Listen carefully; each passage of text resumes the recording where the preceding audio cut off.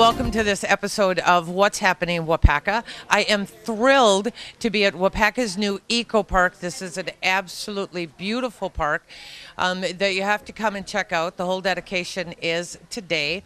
I have Mary Patoka, who is the president of CAP Services here, and I have Jesse, who's one of the site managers that we're going to talk to. So, Mary, let's start with you. Tell us what CAP Services involvement is with this Eco Park and highlight some of the wonderful things that it's doing. Well, CAP has been in partnership with the city now for some period of time. Beyond the park, you will see a developing subdivision. It was a struggling TIF district, and the city looked to us to help develop some housing. And so the park seemed like a very logical enhancement for the families that will buy homes here. So it's a city-owned park, but CAP and our Fresh Start program and the staff and the young people in it have taken on the responsibility of developing the various features you see here. The educational center, we have compostable toilets here, and lots of wonderful learning stations for kids around environmental education. So I can bring my kids here and I can learn lots about the environment and how to take care of the earth, which is for me a very important issue. But I also can have fun because you have playgrounds here and all kinds of equipment, correct? Correct. And so the park isn't quite fully developed yet, but there'll be walking trails, biking trails. Certainly we have talked with schools. They fully expect to use the park as part of their curriculum. We have a beautiful amphitheater, and so should the community wish to bring in artists or authors or whatever the case might be, it'll be a beautiful place for people to relax, enjoy, and become just even a bigger part of the Waupaca community. Terrific. So it's CAP Services in the city of Waupaca, but I know there was a ton of other companies and individuals involved. List some of those for me. Fox Brothers Construction has been a great partner. The Waupaca Foundry has been with us since the beginning, but then certainly many of our funders, including the Waupaca Area Community Foundation, the Community Foundation of the Fox Valley Region, the Chris and Vic Anthony Family Foundation, and many more. I would be remiss in presuming I have remembered all of them, but we are very appreciative for all those partnerships. And we're going to show you like the visual of all of the people, and you can come out because I know everybody is going to be honored here with the list. Now, Jesse, as a site manager, I just have to ask you, what's your job here? My job is to manage the construction from the ground up, manage everything that goes on. So I'm more or less a general contractor, along with another site manager, Mike Johnson, and we build this thing from the very ground up, from the foundation all the way up. And we've used green building techniques from the ground up. We're trying to use sustainable practices. As you look around, you can see that we've used locally sourced cedar for some of the posts and the railings here. We've used steel roofs from a local vendor in town, Golke Brothers. So tell me a little bit, for those of us that don't know what green building is, tell me a little bit about what it is. Well, green building is a sustainable building practice. So some of the things that we do is we try to cut down on all the waste. And to do that, you have to frame things a little bit differently. Such as the steel roof is very sustainable because it's like a 50-year product. You will not have to replace it in 50 years, or it'll probably last 100 years if you take care of it and repaint it. So that's very sustainable compared to like a asphalt shingle roof, which would only last like maybe 30 years. Which is also cleaner for the earth, correct? Yes, very, very much cleaner. Well, it's got less chemicals that are going to go into the air, and there's less chemicals involved with the processing of it. Am I correct? And well, the other part about it is the steel can be peeled off in 100 years and recycled. Perfect for our world, right?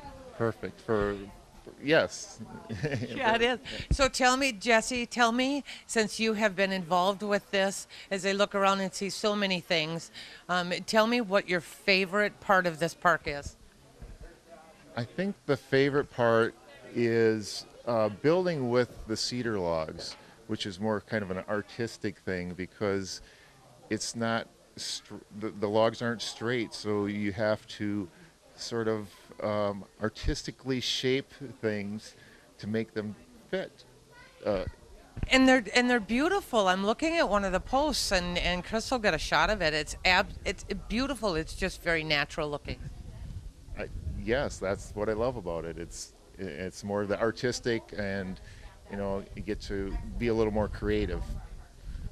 Which makes it fun. Yes, exactly. Jesse, Mary, thank you so much Well, thank you. for joining us today.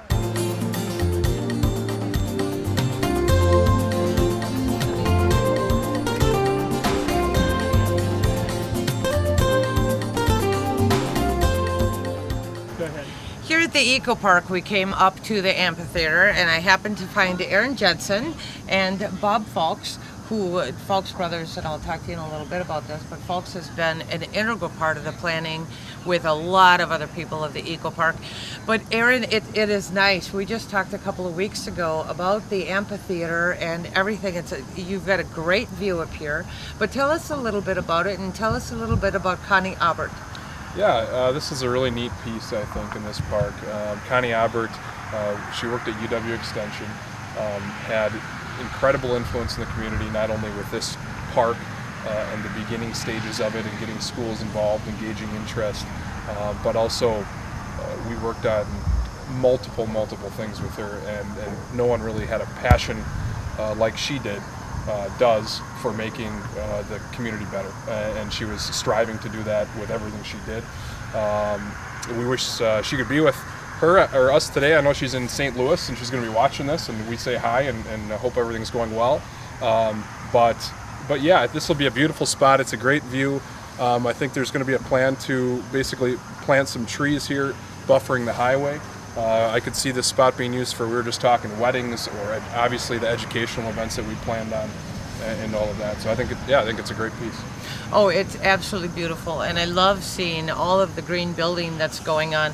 Now, Bob, I know the Falks Brothers has been an integral part of this, and I just want to thank you because I think the Eco Park is a fabulous addition to the Waupaca area and something we can all enjoy. But tell us a little bit about what part Falks Brothers played in this. Well, we've been a long-term supporter of youth and environmental education. So when CAP Services first proposed this for the city, we thought, what a fabulous addition to that. And they're going to get the fresh start kids involved, and we're just glad to be able to support it on behalf of the women and men of Falks Brothers. Well, thanks again, Bob. So as you take a look at this park around you, I'm going to put you on the spot. As you take a look at this park, what is your favorite part of it?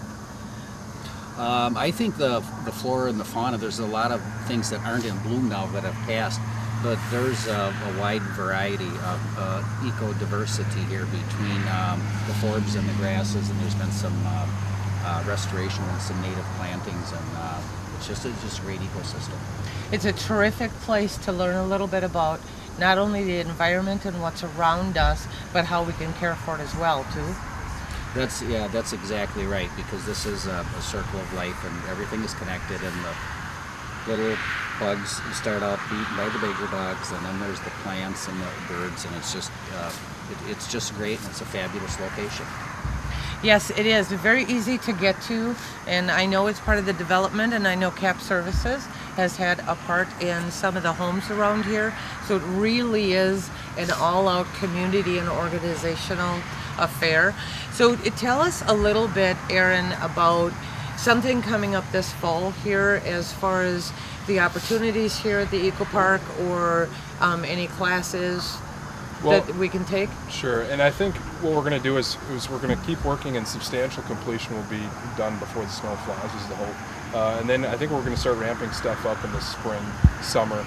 We've already talked to some naturalists actually at Rotary when we spoke there a couple weeks ago. Someone came up after the meeting and said, hey, I'm a naturalist, I'd love to help provide programming and things. So those are the people we want to talk to and start planning for, and just kind of stay in the loop and call the rec center and visit our website for things that will happen out here in the future. And it's not only about coming out and having educational opportunities for classrooms and for people, but it's also about just coming out here and enjoying the scenery and enjoying the natural park as it is, correct? Oh yeah, absolutely. Like with any park, I think just the leisure of being in a park. It doesn't have to be structured or activities.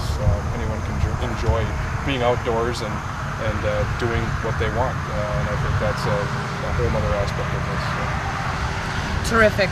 Thank you, Bob, for being on television. I know it was kind of a surprise, so thanks for being on here with us today. And thanks, Aaron, as always. I'm sure I'll be talking with you again soon. Sounds great. Thank you. Thanks for joining us for this, and enjoy the Eco Park.